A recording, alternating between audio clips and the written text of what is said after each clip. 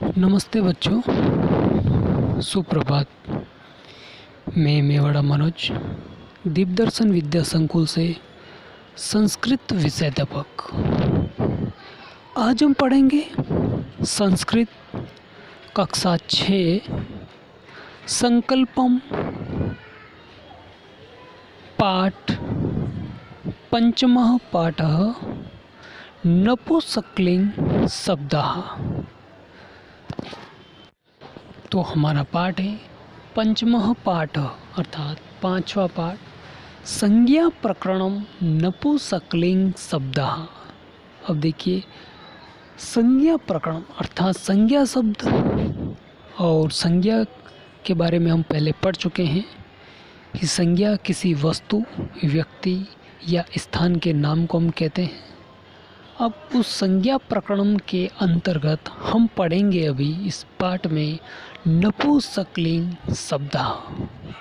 अब देखिए, सबसे पहला प्रश्न हमारे सामने ये उठता है कि नपुंसकलिंग किसे कहते हैं। तो सबसे पहले इस पाठ में हम नपुंसकलिंग शब्द को समझेंगे, पढ़ेंगे कि नपुंसकलिंग कहते किसे हैं। उसके बाद हम हमारे पाठ की ओर बढ़ेंगे। अब देखिए, यहाँ पर नपुंसकलिंग शब्द है। सबसे पहले हम इसको परिभाषित कर लेते हैं।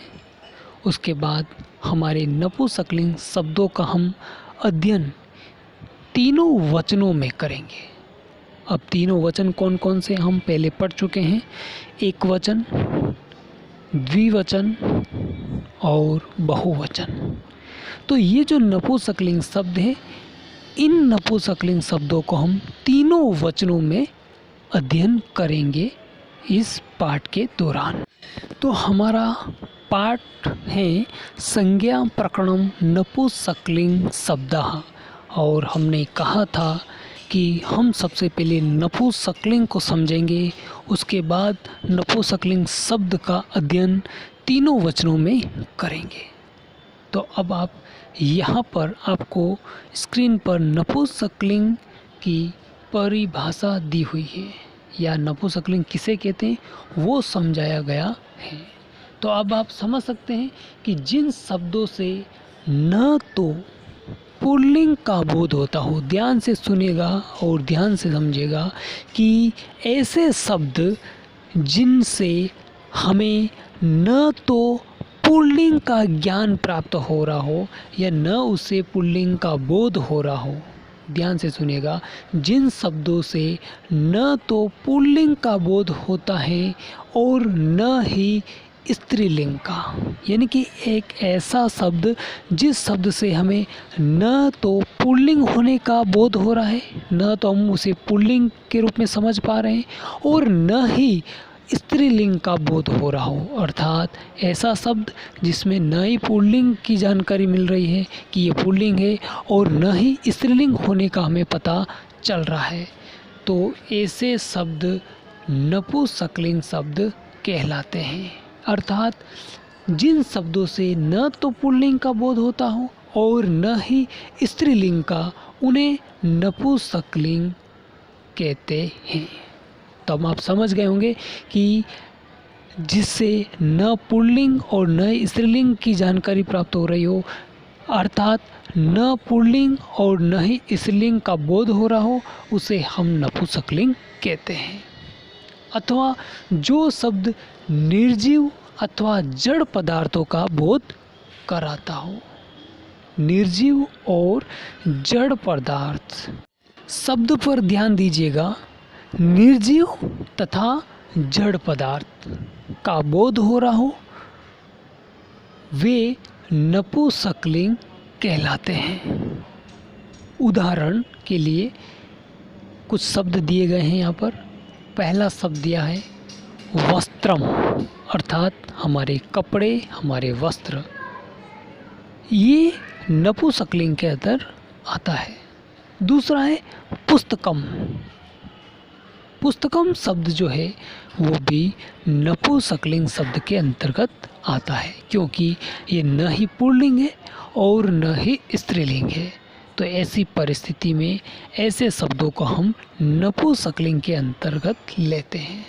अगला शब्द है कलमम, ये भी नपुंसकलिंग। इस प्रकार से अब हमने नपुंसकलिंग की परिभाषा पढ़ ली है और समझ ली है, और उसके उदाहरण भी हमने समझ लिए हैं। लेंगे हमारे पाठ के नपुंसकलिंग शब्द के अंतर्गत सबसे पहले हम पढ़ेंगे शब्द एक वचन में। अब हम चल रहे हैं अ स्वर से समाप्त होने वाले अकारांत नपुंसकलिंग शब्द एक वचन के अंतर्गत। जैसा कि हमने फोर्थ लेसन के अंदर यानी कि चतुर्थ पाठ के अंदर हमने स्त्रीलिंग शब्द पढ़े थे तीनों वचनों में, ठीक उसी प्रकार अब हम नपुंसकलिंग शब्दों को तीनों वचनों में पढ़ेंगे। वहाँ पर हमने स्त्रीलिंग शब्द में आकारांत वाले शब्द पढ़े थे। अब देखिए यहाँ पर अ स्वर से समाप्त होने वाले शब्द, अर्थात अ स्वर से समाप्त हो रहे, अर्थात उसे हम क्या कहेंगे, अकारांत। लेकिन ये जो अकारांत शब्द है वो कौन से लिंग में होंगे, नपुंसकलिंग के अंतर्गत।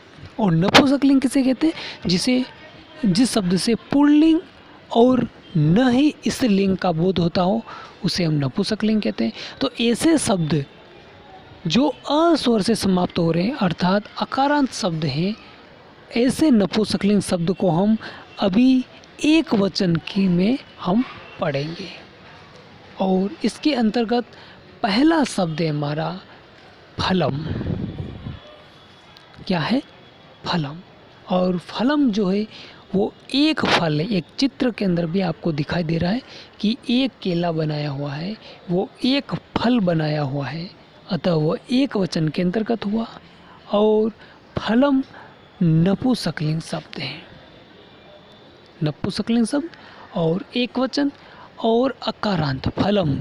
आप ध्यान से सुनेंगे तो आपको पता चलेगा कि अकारांत शब्द है फलम, अकारांत शब्द है, नपुंसकलिंग शब्द है और एक वचन के अंतर्गत है। दूसरा शब्द कंदुकम, कंदुकम अर्थात एक गेंद, और चित्र में भी आपको दिखाई दे रही है एक गेंद। अब ये भी अकारांत है, नपुंसकलिंग है और एक वचन के अंतर्गत है। तीसरा शब्द है पुष्पम, ये भी देख सकते हो आप चित्र के अंदर, एक पुष्प बना हुआ है, एक वचन हुआ और नपुंसकलिंग है और अकारांत है। अगला शब्द है पत्रम, ये भी देख सकते हो आप, नपुंसकलिंग शब्द है, अकारांत है और एक वचन है। अगला शब्द है पुस्तकम, ये भी देख सकते हो आप चित्र में, एक दिखाई दे रहा है, एक किताब है, अकारांत है और नपुंसकलिंग है। अगला शब्द है कलमम अर्थात आपका पेन। अब देखिए ये भी एक है अर्थात एक वचन हुआ, अकारांत है और नपुंसकलिंग है। अब देखिए अगला शब्द है हमारा कमलम। हमने देखिए ध्यान रखिएगा, पहले हमने कलमम पढ़ा था अर्थात हमारी कलम, हमारा पेन। अब देखिए शब्द का फेर देखिएगा, यहाँ पर कमलम है, वहाँ पर कलमम था, यहाँ पर कमलम है। कमलम अर्थात कमल का फूल, और यहाँ पर देख सकते हो आप कमल का जो फूल है वो एक ही चित्र में दिखाई दे रहा है अर्थात एक वचन है। और कमलम जो है वो एक वचन शब्द है, अकारांत है और नपुंसकलिंग है। दूसरा शब्द की हम बात करते हैं तो दूसरा शब्द है हमारा गृहम अर्थात घर। गृहम का अर्थ होता है घर, और यहाँ पर चित्र में आप देख सकते हो एक घर बना हुआ है अर्थात एक वचन है। और गृहम अकारांत है और नपुंसकलिंग शब्द है अर्थात गृहम अकारांत हुआ, नपुंसकलिंग हुआ और एक वचन हुआ।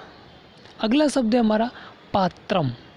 पात्रम जो है वो भी एक वचन शब्द है, अकारांत है और नपुंसकलिंग है।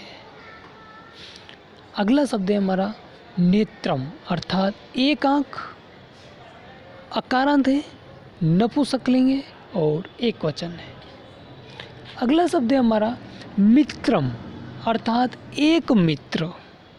अब देखिए मित्रम शब्द जो है वो अकारांत है, नपुंसकलिंग है और एक वचन है। यहाँ पर देखिए चित्र में दो लड़के दिखाई दे रहे हैं, लेकिन मित्र जो है वो एक ही है, एक लड़के का एक मित्र है अर्थात एक मित्र है। आपको यहाँ पर कंफ्यूज नहीं होना है। अगला शब्द है बीजम, एक बीज, अकारांत है, नपुंसकलिंग है और एक वचन के अंतर्गत है। तो इस प्रकार से हमने यहाँ पर इस वीडियो में नपुंसकलिंग शब्द का एक वचन रूप हमने पढ़ लिया है और शेष भाग हम अगले वीडियो में पढ़ेंगे। तब तक के लिए धन्यवाद।